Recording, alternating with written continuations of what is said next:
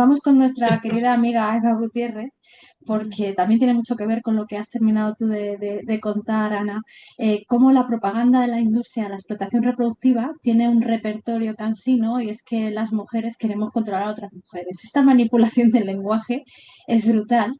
Y bueno, pues al final que quiero ver con Eva como por mucho que digamos que las mujeres queremos darle la libertad a otras mujeres, en realidad nos dicen que la estamos, vamos, un galimatías que tienen ahí montado, que yo creo que Eva nos puedes dar luz sobre estos argumentos de los defensores de la explotación reproductiva. Bienvenida, lo primero.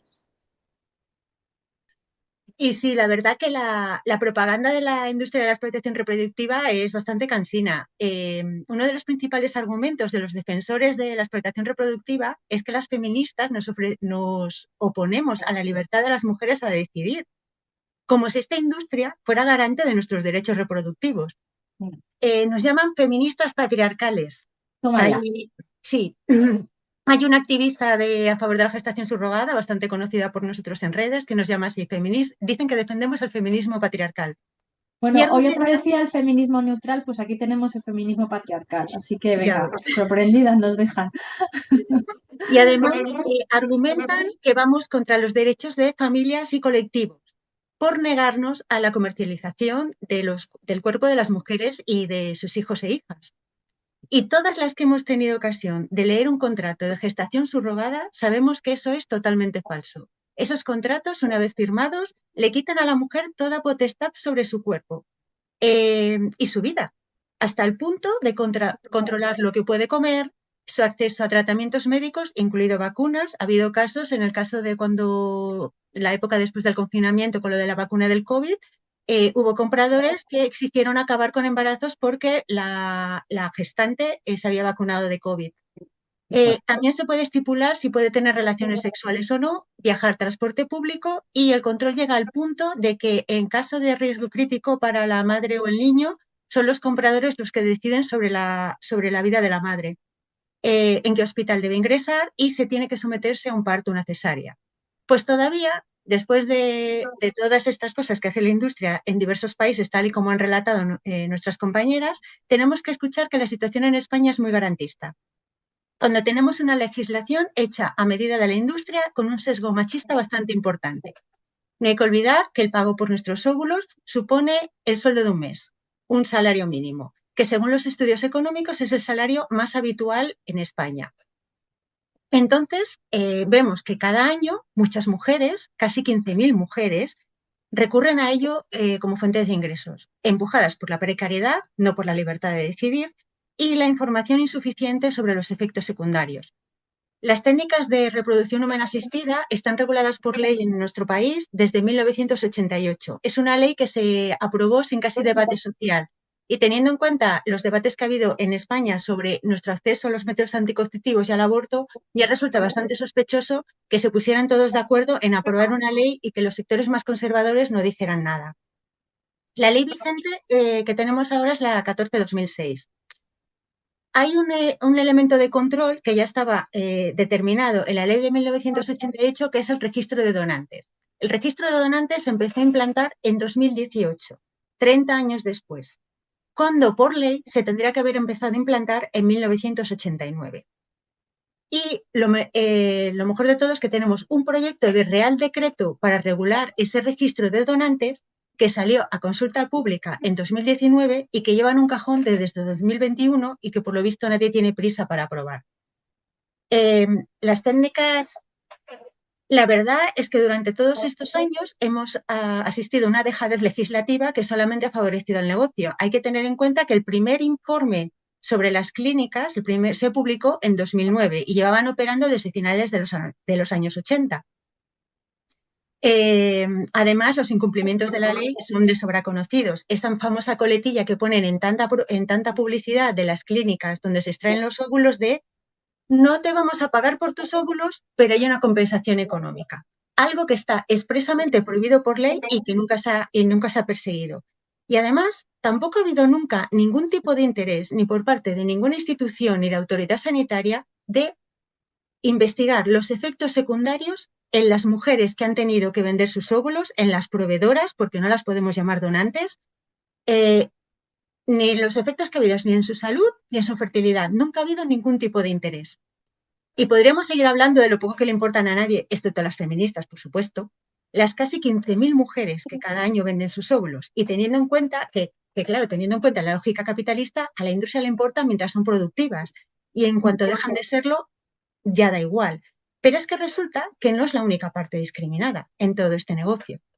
Pues precisamente me gustaría que nos hablaras de esa otra parte discriminada, como es el de las compradoras, porque ellas sufren una discriminación manifiesta respecto a los hombres en la industria de la fertilidad. Sí, es increíble, porque, por ejemplo, un hombre decide hacer una reserva de sus gametos, ¿no? Pues ese hombre puede hacer reserva de gametos y firma un contrato de conservación de 1 año. Pues puede ordenar que se descongelen y se destruyan esas muestras cuando él quiera. Es más, si está en pareja y con esa pareja, con esa mujer, ha iniciado un tratamiento de fertilidad, puede dejar, ya puede dejar señalado en su testamento si autoriza o no a que esa mujer utilice esas muestras congeladas y si lo autoriza, esa mujer tiene el plazo de 1 año para utilizarlas en tratamientos de fertilidad. Eso incluso aunque hayan iniciado todo el proceso en una clínica. Si el hombre se muere, decide dejar en su testamento que esa mujer no puede utilizar esas muestras, no las puede utilizar. Pero ¿qué pasa cuando una mujer hace reserva ovárica para someterse a un tratamiento de fertilidad? Bueno, pues que no los puede destruir sin más. En principio debe conservarlos durante toda su vida fértil. Y además, esa conservación hay que pagarla. Una mujer que está en pareja tiene que contar además con el consentimiento de su pareja si se trata de embriones. Y además nos encontramos con otro caso en el que nuestros derechos otra vez están, nuestro derecho a decidir otra vez está en entredicho y además nos tratan como si fuéramos menores, estamos totalmente tuteladas. Hasta el punto que para poder destruir los gametos o los embriones se debe contar con el dictamen de 2 médicos independientes, 2, que afirme la imposibilidad de un embarazo o que hay riesgo vital para la madre o el feto. Madre, madre del amor hermoso. Bueno, espérate, porque hay otra opción que es la de ceder ese material genético a la clínica, bien sea para un tratamiento de fertilidad de otras mujeres o parejas o para investigación. Y entonces, ¿cuáles son los problemas que se pueden encontrar en este caso, con este panorama? Pues a ver, lo primero es que los óvulos o los embriones no siempre son válidos como donación para otras parejas, porque para esos tratamientos se exige una trazabilidad de un historial clínico muy exhaustivo, la edad de los que hayan aportado el material genético para los embriones es muy relevante y para las mujeres que deseen donar sus óvulos para la fertilidad de otras parejas, el límite es 35 años. Si la mujer es mayor de 35 años, ese material ya no es válido. Y además, luego hay otra opción, que sería donarlos a proyectos de investigación. ¿Qué pasa? Que no siempre hay un proyecto de investigación al que se puedan asignar ese material genético. Y hasta que exista ese proyecto de investigación, la mujer o la pareja tiene que seguir pagando por la conservación de ese material genético.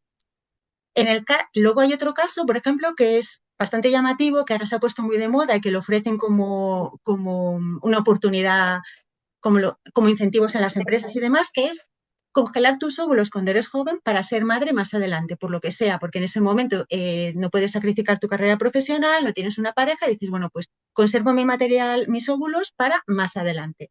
Bueno, pues están en la misma situación. O sea, han pagado por la extracción y por la conservación y luego se dan cuenta de que ya no quieren utilizar ese material o ya lo han utilizado y ya no necesitan el resto y tienen que hacer lo mismo. O sea, tienen que esperar a que se acabe su vida fértil o presentar el dictamen de 2 médicos independientes para que destruyan ese material. Entonces estamos en la misma situación. Curiosamente, la industria reproductiva solamente nos pide el dictamen de que hay un embarazo de riesgo cuando queremos destruir nuestro propio material genético, porque de sobra es conocido que las mujeres que se someten a tratamientos de fertilidad tienen embarazos de más riesgo. Y el Comité de Bioética, en su informe de 2020, señaló claramente que las mujeres que se quedan embarazadas con óvulos ajenos tienen un riesgo mucho mayor de parto prematuro y de preeclampsia, y que los niños y niñas nacidos de estas técnicas tienen mucho más problemas y pueden tener una prevalencia bastante mayor de síndromes epigenéticos como el de Prader-Willi, que supone una discapacidad importante. Y Además, eso tampoco lo estudian, ¿eh? Que quede claro, porque no no, interesa que se sepa que ni es lo incluyen, fraudulento y que tú, el bebé que encargas, te viene defectuoso. claro. Disculpadme la expresión, pero es que es así. Es así, es así. O sea, el propio Comité de Bioética en ese informe de 2020 señalaba que los consentimientos informados de esas mujeres, para que que firmaban esas mujeres, estaban incompletos, porque no se señalaban todos esos riesgos. Y luego hay otros riesgos que tampoco se señala, que es el trauma o el problema que puede tener ese niño o esa niña, porque en ningún momento se les informa, muchas veces no se les informa de que son hijos de donación. Y nos encontramos que hay mujeres que venden sus óvulos y que no saben que son hijas de donación y tienen un historial médico totalmente falseado. Nos encontramos con que esos niños y niñas o crecen, pueden tener algún problema de salud y son totalmente ignorantes de dónde puede venir porque desconocen su origen genético. Eh, la cuestión es que, claro, que aquí vemos que es todo desde un punto de vista totalmente androcéntrico. O sea, los hombres tienen más poder de decisión sobre su material. Mientras a nosotras prácticamente se nos obliga a mantener su conservación si no queremos que se utilice ni para investigación ni para otras mujeres, que es una situación totalmente discriminatoria y lo ha señalado también el Comité de Bioética de Cataluña y que pone de manifiesto que somos lo que somos para el negocio de la fertilidad, somos un instrumento para tener hijos, incluso cuando somos nosotras las que pagamos, incluso cuando somos las clientes, se nos considera un mero instrumento. Tampoco hay que olvidar que la industria reproductiva se ha centrado muchísimo más en los problemas de las mujeres y ha culpado mucho más de los problemas de la infertilidad a las mujeres y muchas veces ha dejado de estudiar las causas en los hombres, poniendo toda la responsabilidad de la maternidad y de que no se logre un embarazo en nosotras. Y hay casos realmente alucinantes de mujeres que han estado años en tratamientos de fertilidad porque, bueno, que el hombre no tenía ningún problema, pues resulta que el problema lo tenía él. Y es que la cuestión es que no es entendible que bajo ningún punto de vista que haya mujeres que se tengan que enfrentar a la situación de que a lo mejor han estado años intentando quedarse embarazadas o ser madres y deciden pasar página. Y no les dejan pasar página, porque ellas dicen, paso página, destruyo ese material porque yo sé que está ahí, pero no quiero que siga ahí, porque es un capítulo de mi vida que quiero cerrar. Pero no pueden, porque necesitan el dictamen o pueden abandonar ese material genético. Entonces, lo que hacen es pues, que dejan de pagar el mantenimiento. Pero las clínicas tienen la obligación de ponerse en contacto con ellas cada año para recordarles. ¿Y qué pasa? Pues que por si acaso nos arrepentimos, al final ese material no se destruye. Porque claro, es que a lo mejor viene la clienta después de 5 años y quiere recuperar el material genético y, ostras, las demandas o lo que sea. A mí, en esta cuestión, a mí lo que está clarísimo es que nuestros derechos reproductivos están siempre tutelados. Elegir no ser madre o dejar de intentarlo no es algo que nos permitan decidir. Y si queremos ser madres, tenemos que pagar un precio altísimo, obviamente. O sea, las madres siempre estamos en entredicho por ser madres jóvenes, por ser madres mayores, por serlo, por no serlo, por serlo solas, por serlo acompañadas o por haber elegido mal. La cuestión es que nuestra maternidad siempre está en entredicho. Hemos tenido trabas en este país para el acceso a métodos anticonceptivos. El derecho del aborto está amenazado. No hay que olvidar que delante de las clínicas a las que las mujeres tienen que ir a someterse a un aborto, hay grupos de antiabortistas que las acosan y que están ahí presionando para que esas mujeres no tomen una decisión que no hay que olvidar que no es una decisión fácil y que es una decisión dura. Y que muchas veces nos vemos empujadas a ello por la precariedad y porque no tenemos una red que nos permita afrontar una maternidad. O por lo que sea, o porque en ese momento tus prioridades son otras. Es que tenemos derecho a decidir. Pero, pero así estamos. Hace 40 años, en este país, para hacerte una ligadura de trompas, tenías que pedir la autorización de tu marido.